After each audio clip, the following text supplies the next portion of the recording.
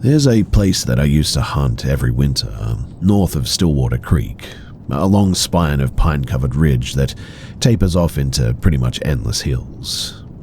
The locals, they call it the back shelf. Not many go up there anymore. The trails have eroded and the old fire roads are sort of half swallowed by moss and blackberry vines now. It's the kind of place where the forest feels older than the maps really, and I hadn't been up there in years. But late last November, I decided to take a bit of a day off work, load my gear and hike in alone. Just me, the woods, and the slow patience that comes with small game hunting. I figured that I'd set up before sunrise, find a quiet spot, and just wait out the day and relax. By the time that I reached the top of the ridge, the air had that sort of glassy stillness that you only get in the deep forest. No wind, no birds, even the snow-muffled sound in a sort of strange way. My boots crunched once for every 5 steps that I took, and I remember thinking that it felt like walking across the roof of the world, quiet, suspended, and just completely empty. For most of the morning, I didn't see a soul too. But once in a while, there was a distant echo of voices, and it would drift through the trees, hikers maybe, but never close enough to see them. Then, sometime afternoon, the forest just sort of, shifted. It was subtle at first. The light dimmed even though the sky hadn't clouded, and you could feel the quiet pressing in against you. That's when I decided to move a little bit deeper, away from the old ridge trail, toward the heart of the pines. It didn't take long to find a spot, a patch of high ground ringed by tall spruce, perfect for a squirrel or maybe a hare to cross through. I settled against a tree, back straight, shotgun resting on my knees and just sort of waiting there. Time blurred a bit at that point. Every so often I would make a few soft calls and then let the silence stretch. And eventually I heard it, a faint rustling above me. I looked up and I spotted a fat grey squirrel creeping along a branch, maybe about 30 yards out. Too far for a clean shot, so I stayed still, tried another call, hoping to coax it closer. And that's when I noticed something else. There was an echo that answered, and it wasn't mine. In fact, it came from deeper in the woods. Same call and same rhythm, but just a sort of split-second delay. It was almost like it was me, but it wasn't. At first, I thought that it was another hunter, maybe trying to mess with me a little bit. I stood, waved my orange cap above the tree line, and I shouted, "I'm here, what's your fire?" But there was no reply, only that weird echo again. My last call repeated faintly, like someone whispering it from behind the trees. I laughed it off, stretched my legs, and I turned toward my pack. And that was when I heard a snap. A bullet ripped past my shoulder and smacked into the trunk behind me, sending bark flying into my face. For a half a second, I didn't even breathe. The sound had come from the east, maybe 50 yards out. My instincts kicked in, and I dove behind the log, heart slamming so hard that it was hurting. The forest went completely still again, except for the ringing in my ears, and I yelled loud, "Hey, I'm wearing orange, you idiot! You almost killed me!" My voice once again came back in fragments, bouncing between the trees. There was no answer, and nothing was moving. I waited. 1 minute, 5, 10. My hands were shaking so bad that I could barely hold my gun now. Then I caught movement. A flicker of orange, I thought at least, behind a cluster of trees. Someone shifting just out of sight. I called out again, this time calmer. "Hey, are you okay? You see where your shot went, man?" But there was nothing, just the faint crunch of snow retreating down slope, slow, measured, and definitely deliberate. I decided right then that I needed to leave. No shot was worth staying for, and I packed up and started to back down the ridge, every step feeling way too loud. I kept glancing over my shoulder, but the woods behind me stayed perfectly still. Halfway to the truck, I saw something too that made my skin crawl. There, in the snow, clear as day, were another set of footprints. They were definitely not mine too, way too long and too wide with a dragging sort of pattern behind them, it seemed. Like whoever made them was walking with uneven weight or something. They seemed to be, though, in the direct path that I was traveling and then sort of veered off, circling back toward the ridge. Well, I didn't stop, and by the time that I made it back to my vehicle, I could barely breathe. I was so out of breath, but I reported it to the DNR the first thing the next morning. They took my statement, logged the location, said that they would send someone to check for illegal hunting activity, and a week later they actually called back and said that there was no sign of anyone up there. No shells, no tire tracks, nothing but old prints that were already covered by snow. I still think back about that day, and I wonder who was out there and if they were trying to kill me. It's been months since then, but sometimes I walk my dog near the woods behind my house, and I always feel a little bit nervous now. I certainly won't be going hunting alone anymore, especially in that location. And to be completely honest with you, I really just don't feel like going hunting at all, ever again.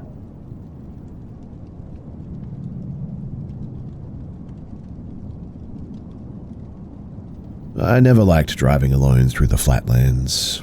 There's something about those endless fields, just you, the sky, and the dark, that makes you feel like the last person alive. But that night, I didn't have a choice. My shift ended late, a storm was rolling in from the west, and the highway out of town was closed after a semi turned over on the bridge. I punched a new route into my GPS and let it guide me down a detour that I had never taken before. The rain, it came in fits and bursts, smearing the windshield no matter how high I cranked the wipers. Lightning flickered on the horizon every few seconds, revealing the looming silhouettes of wind turbines scattered across the plains. Their red warning lights, they were blinking in sync, vanishing into the low clouds like a heartbeat in the distance. I've always hated those things too. My friends tease me about it, in fact. Say it's just megalophobia, a fear of big man-made structures, but I swear that those turbines just feel wrong. They hum even when there's no wind.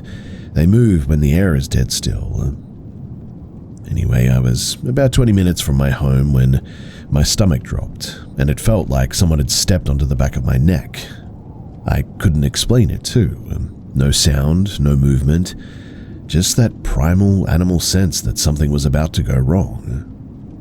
I slowed down on the gravel road, curved left between two dark cornfields, and then I saw something long and black, slipped across the road just ahead of my headlights. It didn't turn, it glided. There was no crunch of gravel and no flash of fabric, just a blur of a shape almost. Human enough to register as a person, but warped in all the wrong ways. The limbs were way too long to be human, the body way too thin, and its head moved like it wasn't connected by bone or something. I slammed on my brakes, tires skidding on the wet road. The figure, though, was gone in an instant, swallowed up by the cornfield. My headlights, they caught nothing but the thin mist rising off the fields, and for a second I genuinely thought that I must have imagined it. Until I realized that the engine had died. That silence felt like a weight pressing on me. I tried to restart the car 3 times before it sputtered back to life eventually, and I didn't even bother trying to turn around. I just kept driving, hands shaking, every blink of lightning lighting up those turbines like giant sentinels watching me leave. It was terrifying. When I got home, I was hysterical too, crying, rambling, the whole bit. My partner believed me, thankfully, my parents too, and they said that my grandparents used to talk about something that moved in those fields, out near the turbines before they were there back in the 80s. A black figure that appeared before storms, silent but fast. People called it the Hollow Man, allegedly. Farmers said that it came from the old well that was sealed when they built the wind farm, that the constant hum of the turbines had disturbed whatever had been sleeping beneath the soil. Personally, I wrote it off as just small-town superstition. Well, that was until tonight. I was inside finishing up some work while my mum and my uncle and my cousins were out front talking. They suddenly went quiet, and then I heard my mum call for me. When I stepped outside, they were pale. My uncle said that they heard someone yell woohoo, not in fear, but in some kind of an eerie, playful tone. It came from the field just past the driveway. My cousin swore the voice was close enough to be human, but the flashlight beams showed nothing but rows of swaying corn way out there in the fields. A few minutes later, the pizza delivery driver pulled in, looking like she had seen a ghost too. She said that something had run across the road just before she reached our house. Tall, black, thin as a scarecrow, but really fast. It didn't look solid, she said, like it wasn't really here almost. She was absolutely spooked, and I felt sorry for her, to be honest. But it was the exact same description. Now, I can't shake the feeling that whatever it was, it didn't just vanish that night, that instead, it followed me home. My mum says that the wind turbines attract it and that their constant motion pulls it toward the living like static on an old radio. That's her theory anyway. My uncle thinks that it's a trick of the lightning, some weird shadow effect. But here's the thing. Every time the wind kicks up now, I hear that hum again. And not from the turbines, but closer than that. It's faint, but it's like someone exhaling through the corn almost, like breathing. And sometimes when the red light blinks in the distance, I swear that one of them blinks black out of rhythm. Just once and then never again, which is a bit odd. I don't know what to think about all of this, but again, I just cannot shake the feeling that I'm being watched.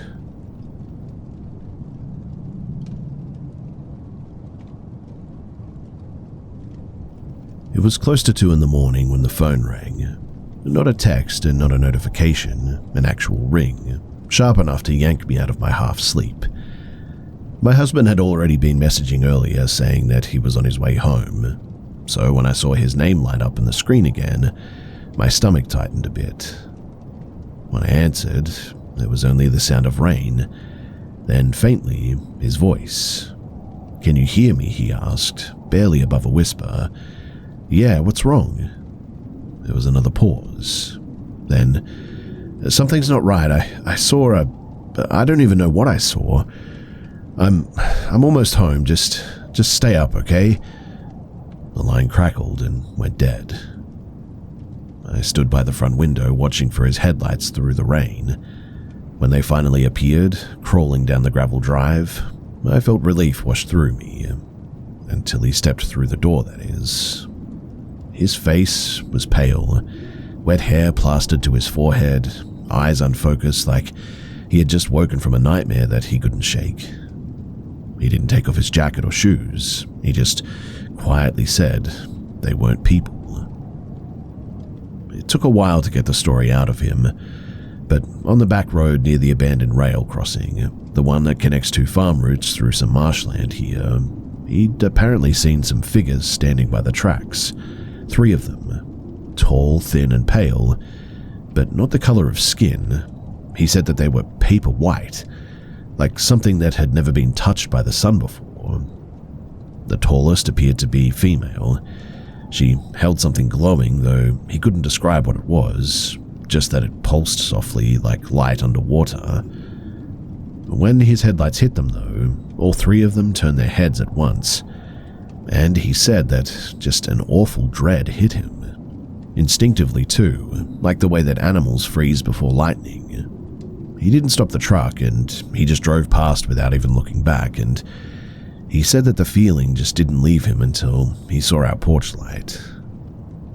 The next morning, against my better judgment, we drove back out to that spot.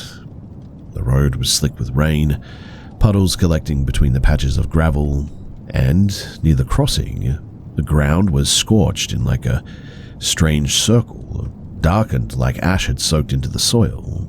Even with the rain, it looked burnt. That's when an old blue pickup rattled up behind us. The man inside rolled down his window, grinning through a grey beard.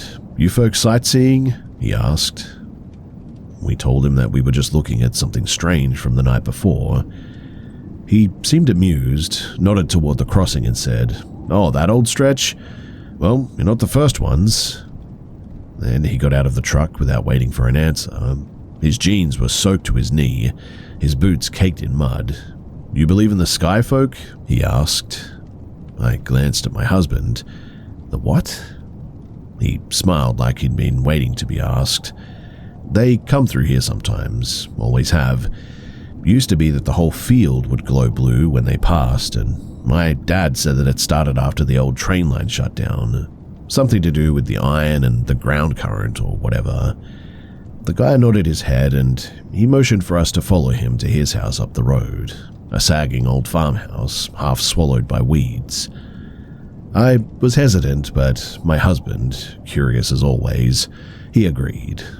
And the man led us to a small shed out the back, where he kept a box of faded photographs, Polaroids mostly, grainy images of the sky above the same crossing with streaks of light cutting through them.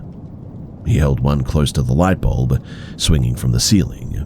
"My father took these," he said that they weren't stars and said that they came down here, walking among us, looking for something buried allegedly. I asked him if he had ever seen the pale figures himself. His eyes flickered to the window. "Yeah, once," he said softly, "when my wife was still alive. She heard them humming before she saw them, and it was like a song that just wasn't meant for ears, I suppose." When he left, he stood in the rain and waved goodbye, his shape dissolving as our headlights swept over him. That was 2 nights ago now, and last night around the same time, 1:50 in the morning, the motion light on our porch flickered on.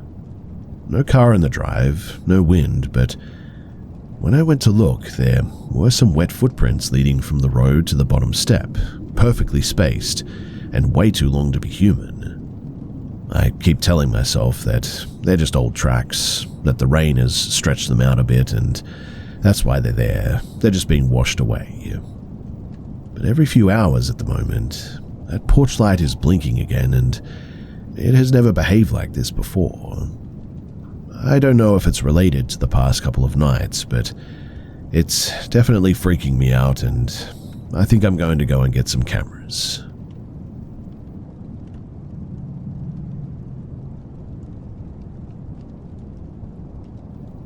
I've been sitting in my car for the past half an hour at least now, parked just far enough from the house that I cannot see the windows. I told my husband that I was going to refill the car with petrol, but the truth is that I just needed to breathe. I needed to be somewhere that I didn't feel watched. So this all started a few weeks after my daughter, Isla, turned 6.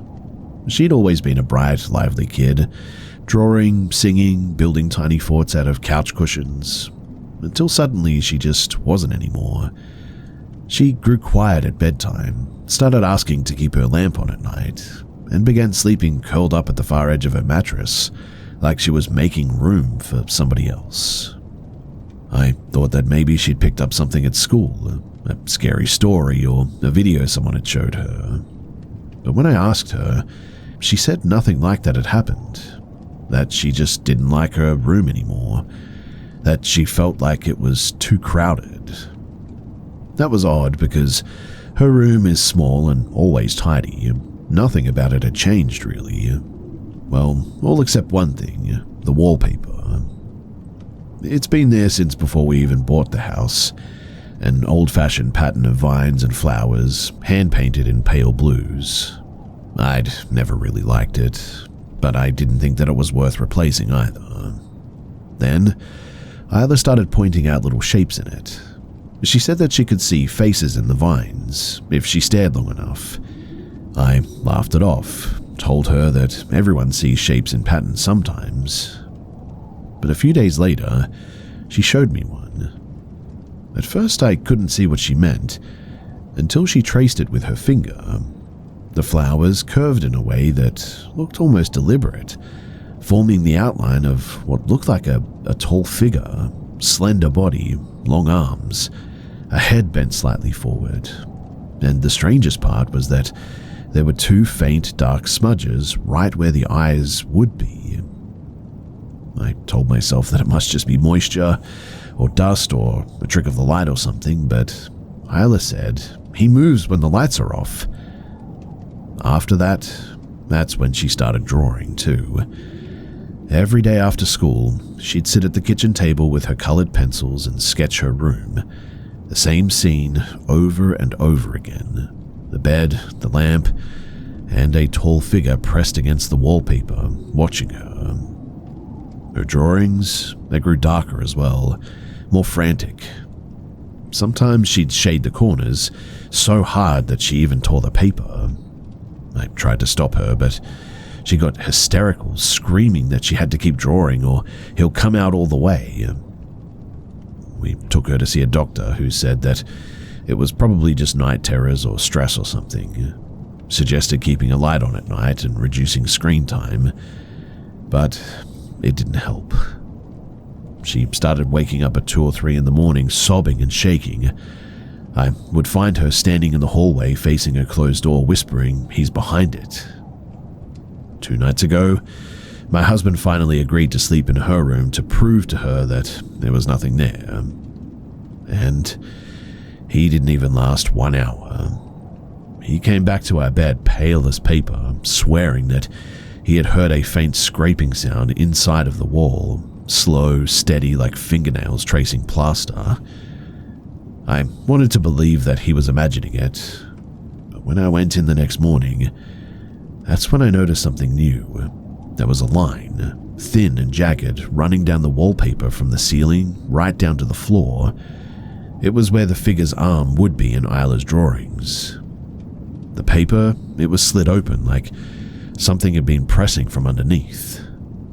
Well, that night I refused to leave Isla alone.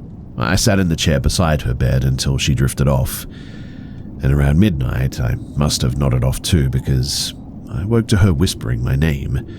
Her eyes were wide open, fixed on the wall, and the air felt weird, damp and cold almost.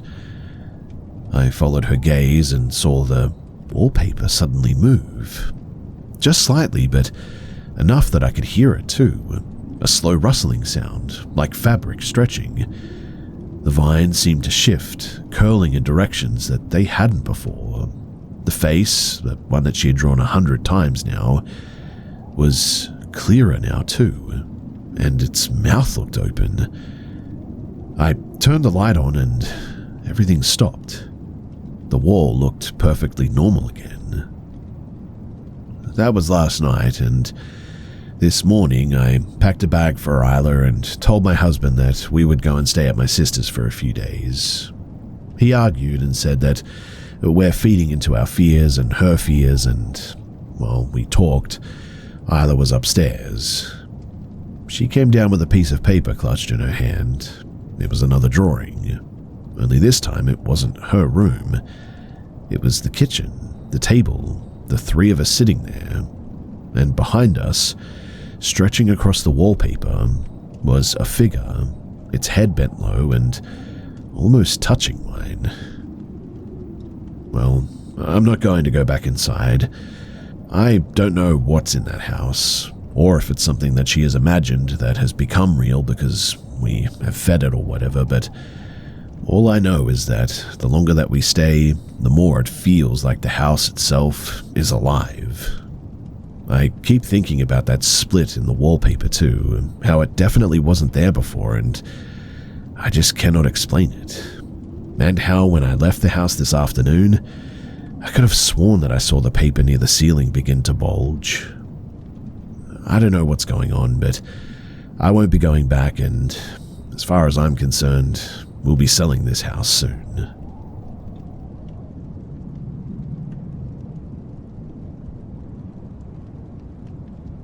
I don't really talk about this much anymore. Not because I've forgotten or anything, but because no one ever really believes me when I do. The memory, it comes back in flashes. The sound of an old floorboard groaning under my feet, the smell of lemon polish, and that voice, low, rough, and close enough that I felt it in my chest. When I was a kid, maybe 9 or 10, my mother used to visit an elderly woman from our old neighborhood named Mrs. Hanley. She lived alone on a big property out near the edge of town, one of those places where the drive seemed longer than it should have been, and the house looked like it had been built before the road that led to it. My mother brought her groceries every couple of weeks, and since I didn't like staying home by myself, I would always tag along. Now, the house was strange. It wasn't ruined or neglected. In fact, everything inside was spotless. Almost too spotless, like a stage set waiting for actors who never came. There was a wide staircase just past the front hall, wrapped in polished wood that gleamed in the sunlight. The steps were oddly steep too, each one a little bit higher than the last it seemed, and for reasons that I cannot explain, I felt drawn to climb them.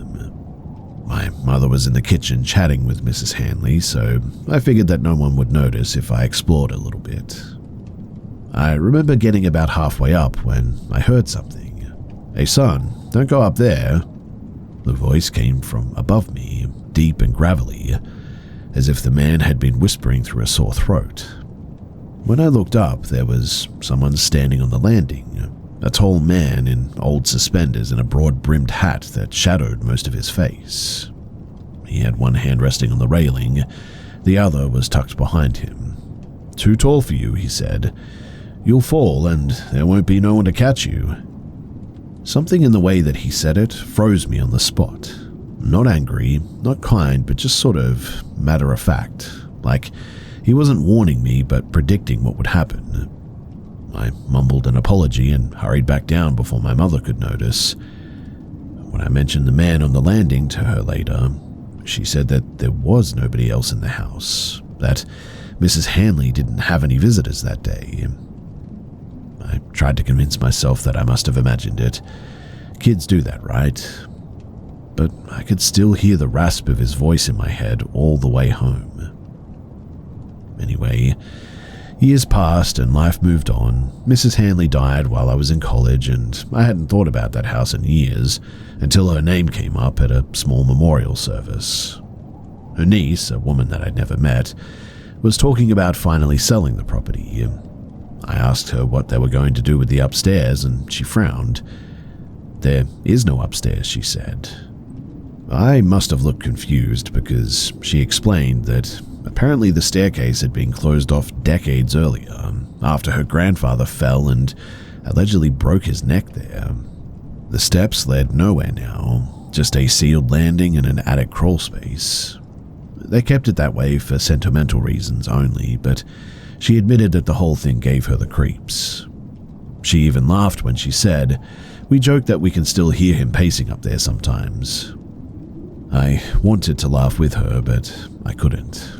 I suddenly felt a little bit ill because I still remembered what that man looked like. The hat, the way he leaned on the rail, the heavy smell of dust and tobacco that hung in the air after he spoke. And I remembered the sound that came just before he appeared, the soft creak of a floorboard above me. The same sound that shouldn't have existed if the landing had been sealed. Well, last month I drove past that property for the first time in years. The new owners, they had repainted the house, fixed the porch, cleaned everything up, but as I slowed near the gate, I saw something that made me grip the wheel so hard that my fingers hurt. Through one of the upper windows, I saw movement, I swear to you. Just a shadow at first, but then, clear as day, it looked like there was a man standing there at one of the windows. Tall, broad-shouldered, with a brimmed hat tipped forward. I told myself that it had to be one of the workers or the construction guys that were there, but I kept my eyes on that window as I drove away, and the figure, it never moved. He just seemingly stayed there, watching. As I turned the corner, I remembered that day back at those stairs, and I shuddered all the way home.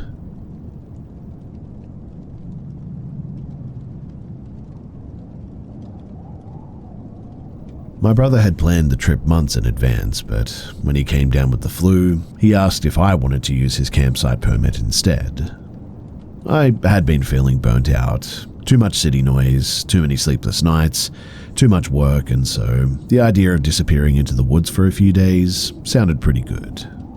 2 friends came along too. Marcus, who had been camping his whole life, and David, who talked a big game but packed enough gear for a small expedition. Now, we drove north from where we were to the edge of this place that we were going to, then hiked out to a backcountry site that sat beside a nameless lake. A place so still that it almost felt staged. The air was cold enough to see your breath after dark, and by the time that the fire burned down to embers, the only sounds left were the slow sighs of water lapping the shore. It was the kind of silence that doesn't really comfort you, I guess you could say. The kind that makes your ears ring a little bit.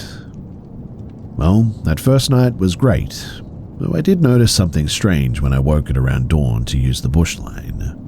Across the lake, in the fog, there were several faint shapes standing near the trees. They didn't move, and they were just dark outlines like stumps or boulders, or so I thought at least. I remember thinking that it was odd how evenly spaced they were, though. And when the fog lifted about an hour later, whatever they were gone. I figured that my half-awake brain had been seeing things, but the second night started the same. Fire, cheap whiskey, laughter that echoed a little too far. And around midnight, the temperature dropped pretty quickly. The fire sputtered out, and we all turned in for the night. I remember zipping my tent shut and thinking just how loud that sound seemed in all this stillness. Then, at some point in the dead of the night, I woke up to something moving outside. Not an animal rustling through leaves or anything. This was slower and way heavier. There was one step, then a pause, then another step. I held my breath and listened. Whatever it was pacing along the edge of the camp now. I whispered Marcus's name. From somewhere to my right came a groggy reply, "Yeah?" The footsteps stopped. The silence was so thick that I could now hear my own pulse. Then came a new sound. 3 clicking sounds, like 3 sharp knocks spaced evenly apart, almost like somebody was tapping 2 stones together. Then there was a pause, then 3 more. It circled once around our tents, slow and deliberate, before fading toward the tree line. I didn't sleep again that night. When dawn came, everything looked normal. Too normal, in fact. There was also no sign of the firewood that we'd left half stacked there that night.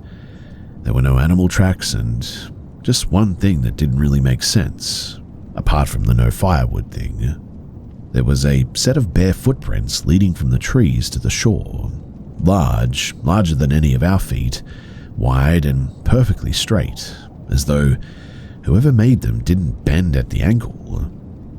One print overlapped one of my boot impressions from the night before, and whatever it was, it definitely had been standing right outside of my tent. We didn't talk much that morning. We just packed up early. Marcus joked that we'd been hearing a beaver smacking its tail, but he didn't really sound convinced either. None of us did. By the time that I got home, I had almost convinced myself that it was just exhaustion and paranoia. Almost. 2 nights later, I woke up at around 3 in the morning. The apartment was silent, but something felt wrong. Then, that's when I heard it. 3 clicking sounds. A pause, and then 3 taps, and then 3 more. It was faint, coming from outside of my window, the one that faces the alley, and I live on the 3rd floor. I didn't move. I just laid there, staring at the ceiling, listening to that same slow rhythm repeat, circling the perimeter of my building, like somebody was walking the boundary of a fence.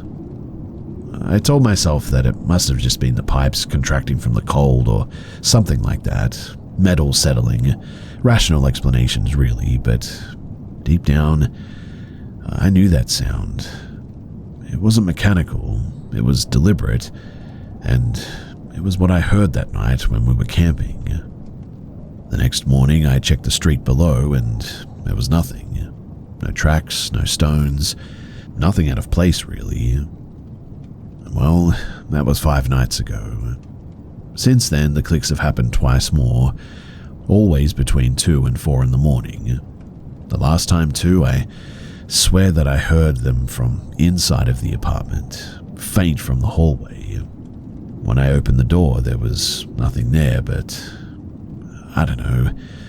I don't know if I'm going crazy or if I'm actually hearing things.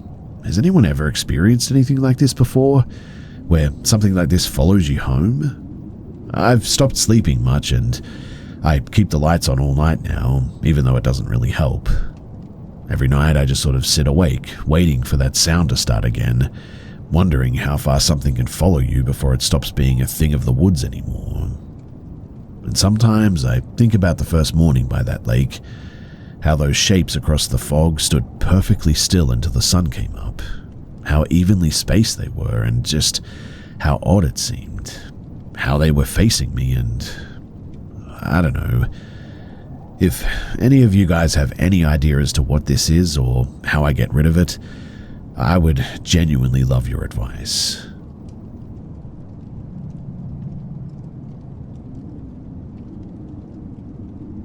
This all started with a bit of a stupid idea, really.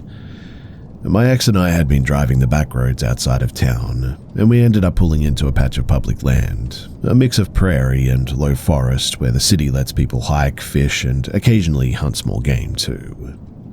You could see the river glinting through the tall reeds, winding slow and dark like something half asleep.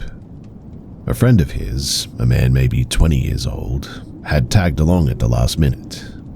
He'd grown up around here, said that he used to come out to this same stretch to catch catfish as a kid.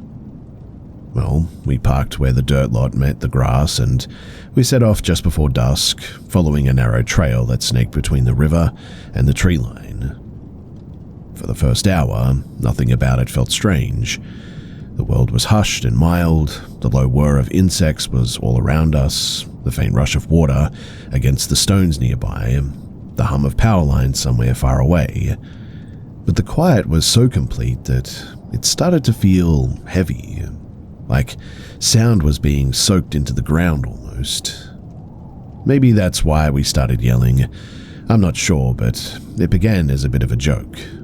My ex, he let out his sharp, shrill whoop that echoed off the trees. I laughed and I answered back. Soon, we were both hollering nonsense into the forest, imitating the kind of war cries that you hear in old movies, trying to spook one another, I guess, but even his older friend joined in for a little while, though he cut it short after a few minutes and said that he was heading back to the car, that his knee was acting up. So we waved him off, still laughing. When he disappeared down the path, the quiet came back quickly. We roamed deeper, letting curiosity pull us away from the trail. The river kept us oriented, its black current gliding silently beside us. The trees were thin but tall, their branches twisting overhead like ribs. The sun had gone down fully now, leaving only the violet shimmer of the twilight. That was when the deer bolted across our path. Now, it came out of nowhere, a grey blur that tore through the brush and vaulted clean over a fallen tree, vanishing back into the dark with a crash of branches. We both froze. Then, clear and sharp, from somewhere behind us came a sound. It was our sound. The exact same calls that we had been doing earlier, pitched and timed in the same way even. At first, we both laughed. I mean, it had to be his friend messing with us, right? But when we shouted his name, there was no answer. We called again, louder this time, but nothing. My ex even tried ringing his phone, expecting to hear it vibrate somewhere nearby, but the forest gave back only silence. That was when I noticed that the air was strange, colder than normal, but not like a chill breeze or anything. More like the warmth had been drawn out of the world around us suddenly. Even the river sounded quieter for some weird reason. So we decided to head back at that stage. The prairie, it opened up ahead of us, the last of the light flickering on the tall grass now. Every so often I'd glance behind, half expecting to see our friend trudging along to catch up and laughing. But there was no movement, only the shifting shadows between the reeds. Then, as we neared the bend where the river curved wide, I saw something, a shape crouched by the water's edge.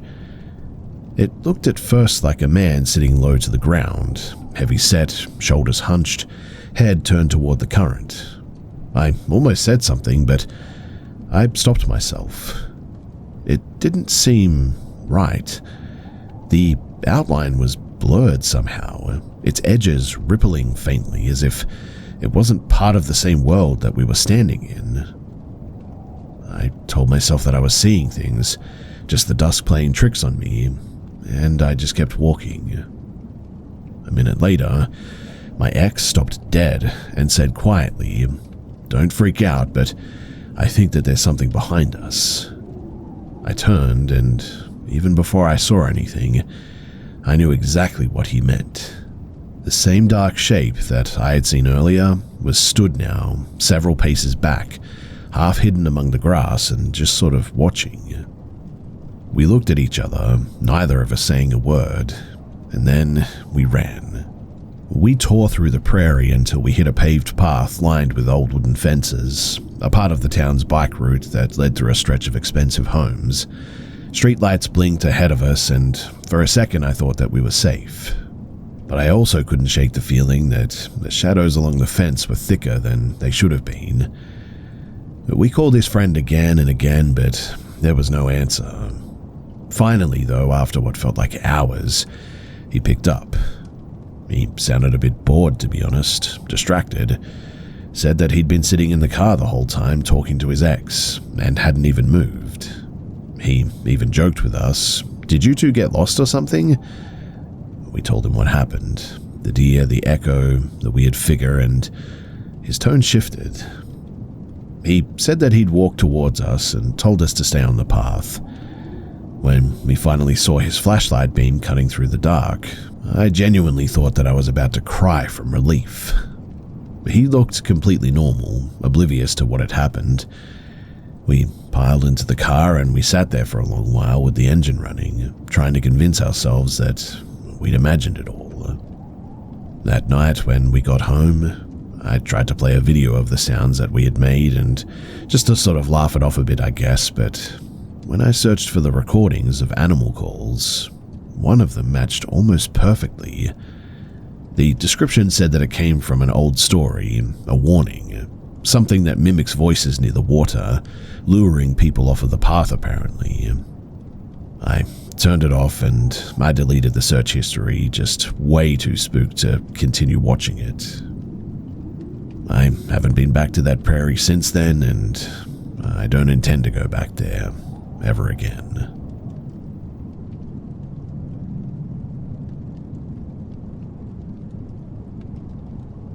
Years ago, I was a part of a local trail running group that liked to push boundaries a bit. During the colder months, we'd occasionally meet for night runs, cutting through forests, parks, and winding lakeside paths.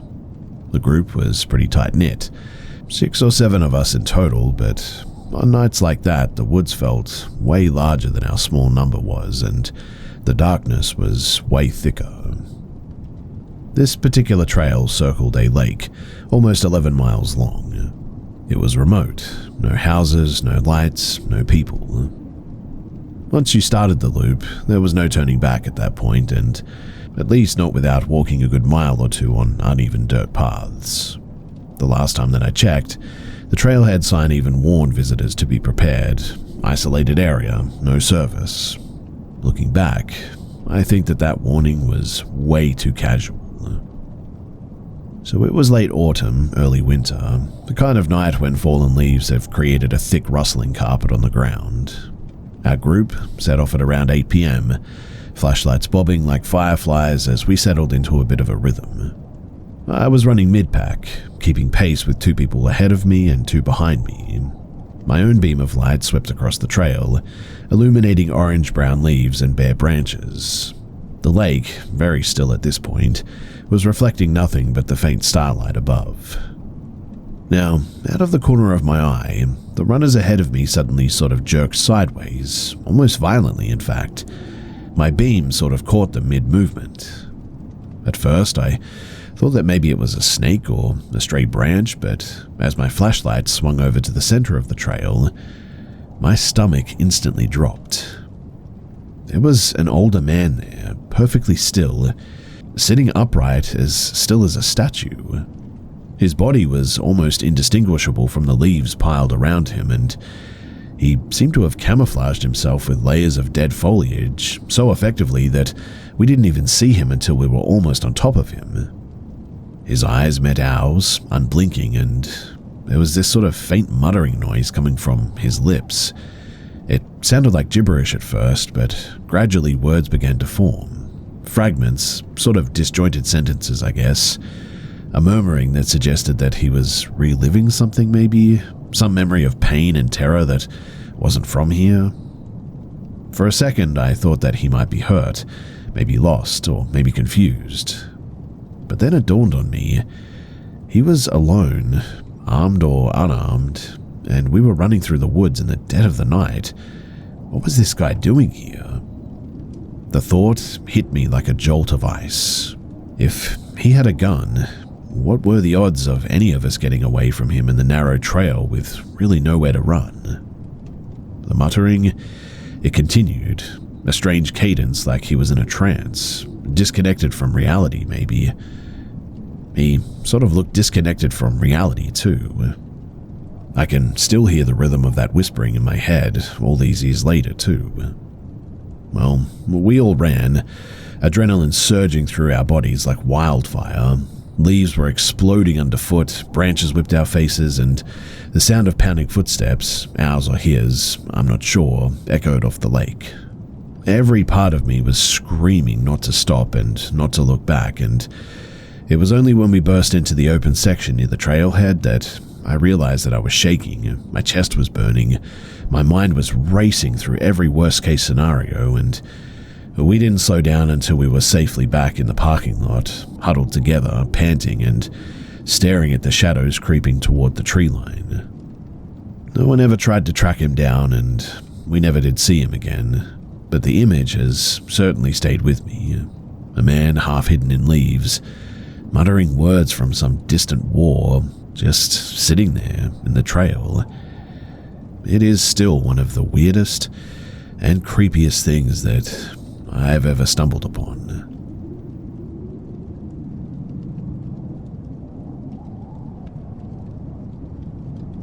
I used to live on the edge of pretty much nowhere.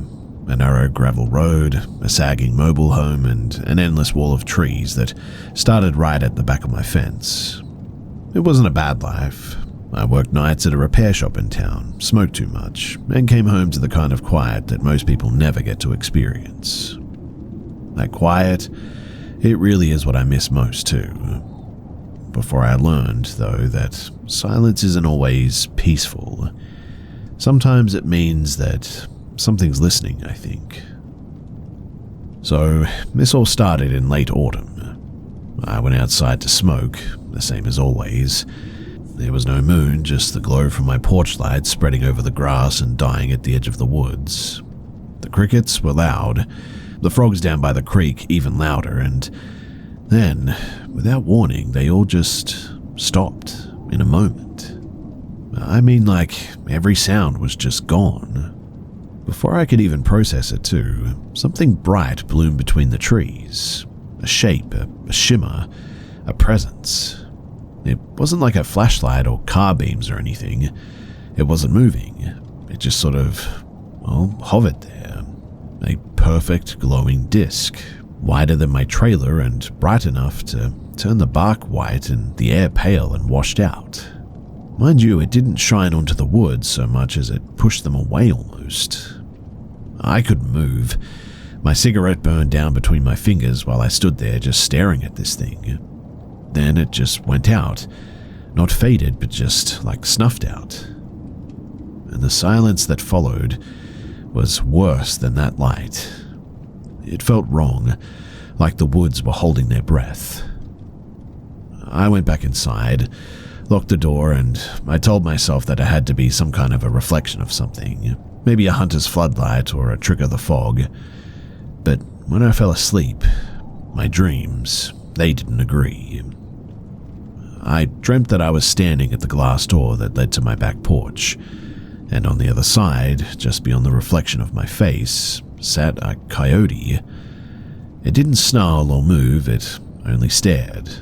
Its eyes were flat, a human kind of brown, and it was breathing really slowly, like it was waiting for me to open the door. When I woke up, my heart was pounding. I shook it off as a bad dream until I stepped outside the next morning. The frost crunched under my boots and the world felt smaller than usual. And there it was, sitting exactly where it had been in my dream. Same height, same lean frame, same stillness. A coyote or something, maybe pretending to be one. I know that sounds crazy, but the look in its eyes was just, I don't know, way more aware than any animal that I've ever seen. Its head tilted slightly though, and its eyes sort of flickered toward the trees like it wanted me to follow. Then it trotted off, and it was as silent as a shadow. From that day on, the woods, they didn't sound the same too. Even when the crickets came back, the rhythm was a bit off. I would catch moments of that heavy quiet again, short bursts of it. And then came the last night.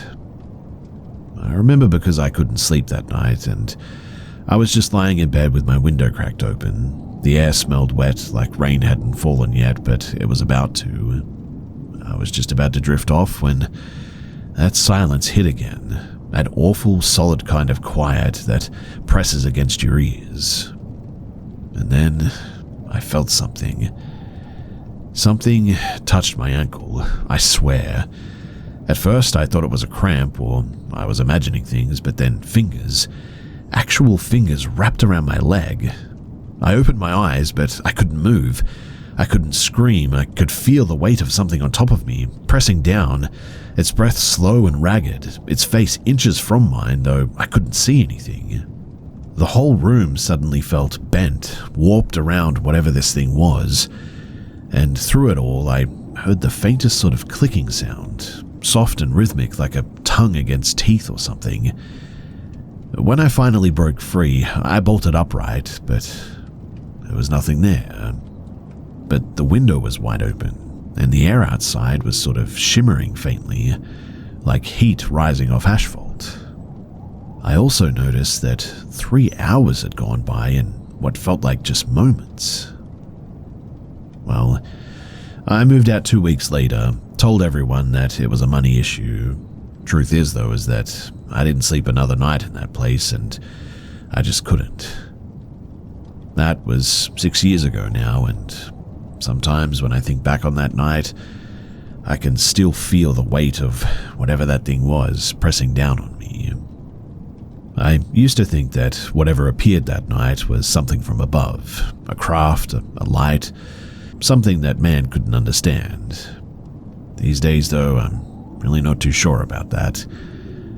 I think that it may have come from beneath the trees or beneath the ground, not the sky.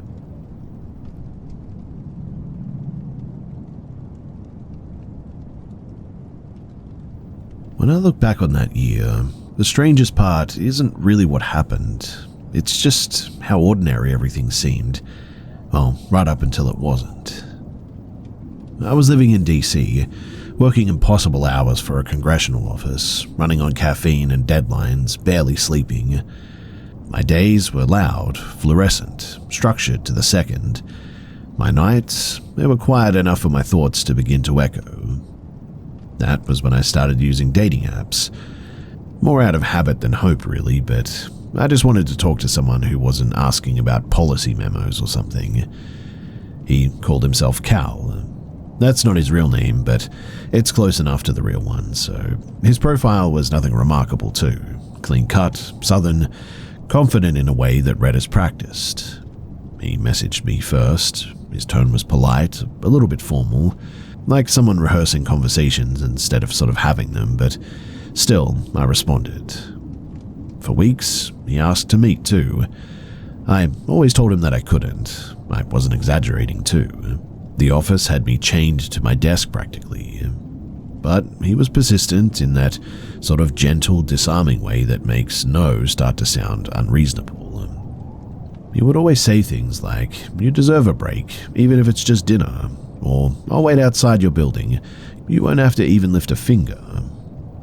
I should have felt the pressure then, but I told myself that he was just eager. When I finally gave in, I remember that it rained. Thin, misty drizzle that was clinging to our clothes without soaking them. He was already waiting when I arrived. I recognized him immediately too from his photo, but something was off. His eyes just didn't match his smile. They lingered too long. When he looked at me, it wasn't admiration, it was more like studying me.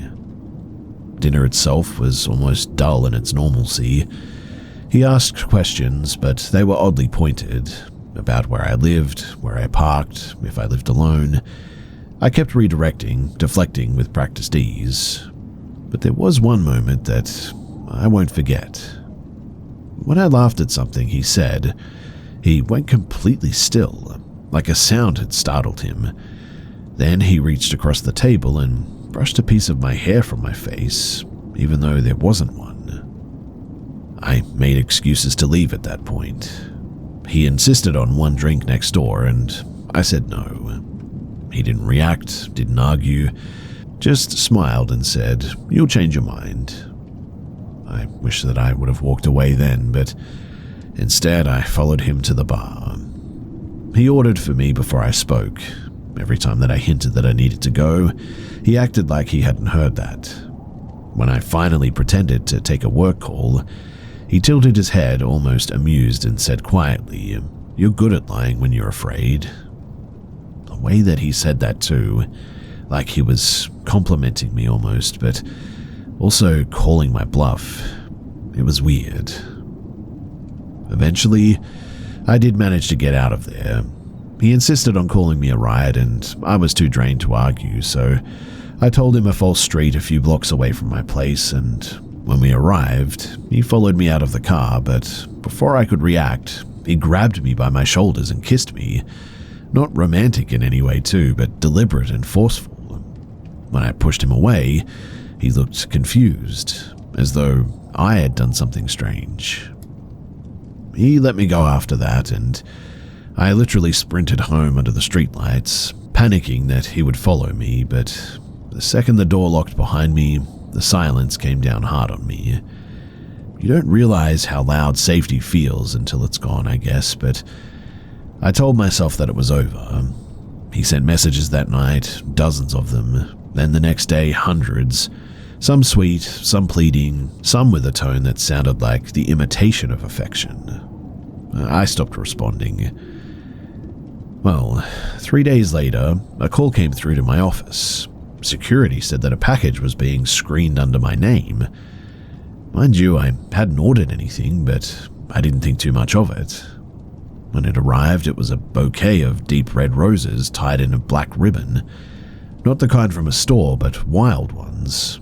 The stems were crooked and uneven, like they had been cut from somewhere by hand. There was a card, and it said only, "You shouldn't have lied about where you live." I remember sitting there, unable to breathe, staring at those words until they blurred. I never told anyone about how much that shook me, not my roommates, not my co-workers. I just threw the flowers away and I deleted the app. But, unfortunately, it didn't stop there. Over the next few months, strange things began happening that I couldn't explain. The blinds would be open when I came home, though I always kept them closed. I would find the porch light unscrewed. Once I came home to my front door unlocked. Nothing was missing, but I know that I caught a smell of his cologne. Eventually, I moved. New job, new city, new phone number, and for a long time I managed to convince myself that what I'd experienced was just a series of bad coincidences. That was, until last year when I got a call from an unfamiliar number. I answered and a man's voice said, "You're still good at lying when you're afraid." Then the line went dead. Now that is the part that obviously I could not rationalize any longer. I never told anyone that he had said that to me, not even once, and so I knew that it was him. I have moved, and so I believe that I'm safe, but I'd be lying if I said that I still wasn't paranoid. I often find myself checking the locks all the time, and I just cannot get the feeling out of my head that this guy is following me and that it's only a matter of time before he finds me.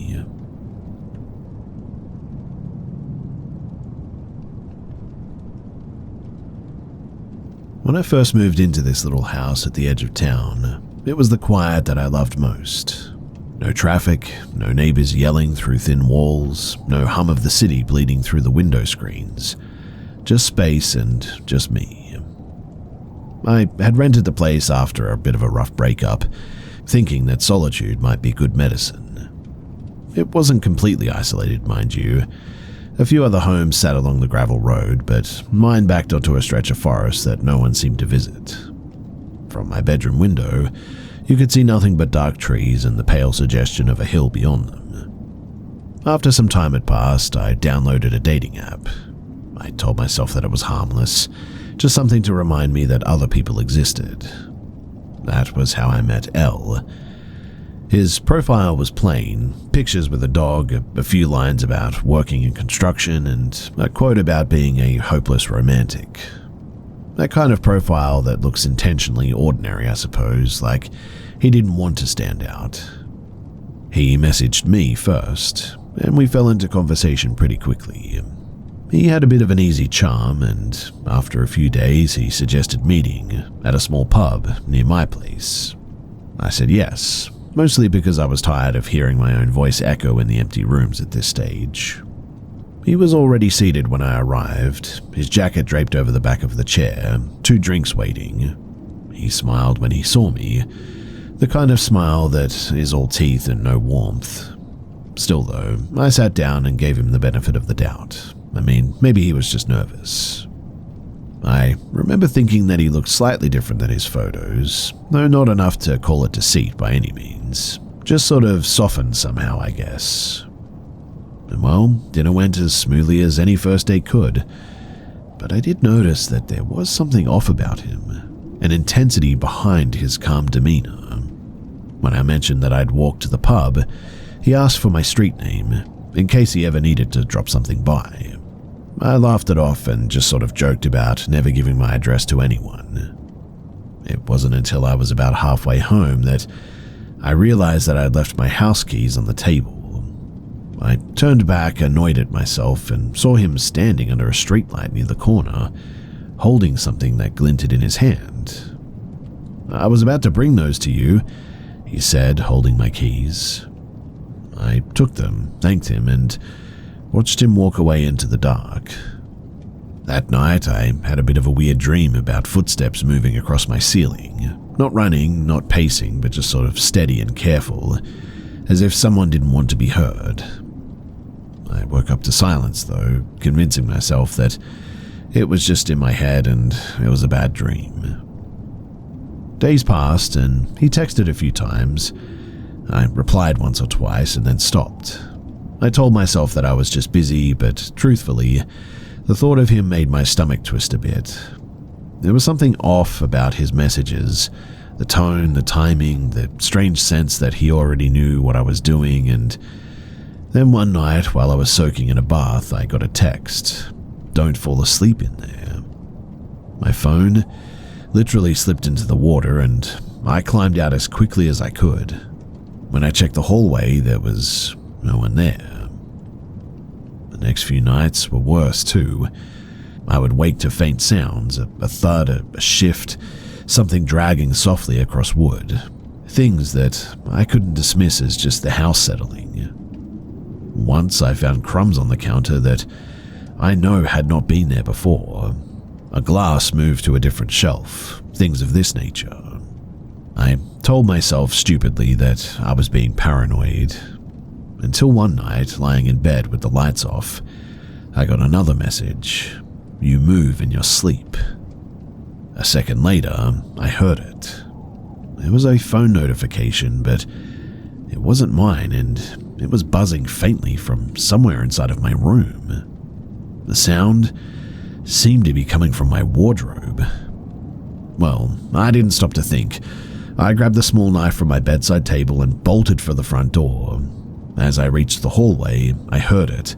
The creak of the wardrobe door opening, slow and deliberate. Then footsteps, far heavier than my own, running after me. I made it outside and down the road, barefoot and half-dressed, screaming for help from any one of my neighbors.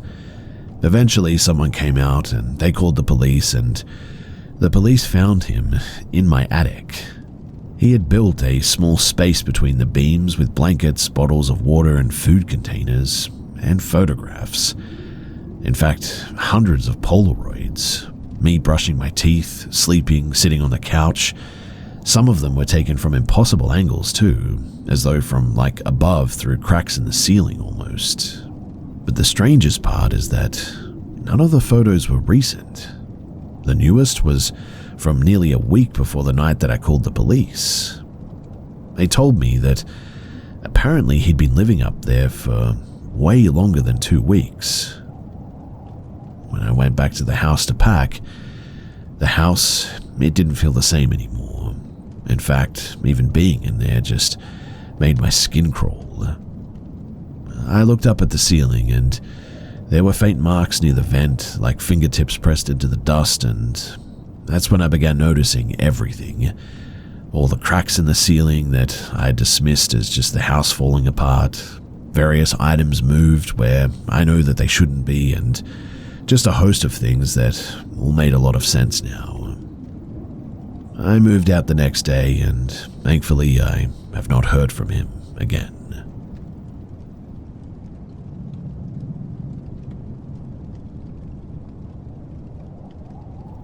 I don't usually talk about that night anymore. It's been over 20 years, and still, every time I try to tell the story, I always get a chill down my spine. Back then in the early 2000s, I was living just outside of Felton, working odd jobs and driving too much at night. I was young, broke, and always half awake. My girlfriend lived down in Santa Cruz, and most weekends I'd stay until it was too late, always telling myself that I'd leave after one last coffee or after one more song. You know how that is. That night, too, was no different. I left her place sometime after midnight, maybe closer to 1. The streets were empty, fog curling low across the lights near Ocean Street, and I remember how the air smelled, wet asphalt and a bit of ozone. I turned onto Graham Hill Road, heading home, the kind of stretch that you could drive half asleep because you've memorized every bend. And that's when I saw the truck. It was a few hundred feet ahead of me, taillights hazy through the mist, and we were both taking the incline toward the cemetery, that part where the trees close in tight on both sides and the shoulder sort of disappears.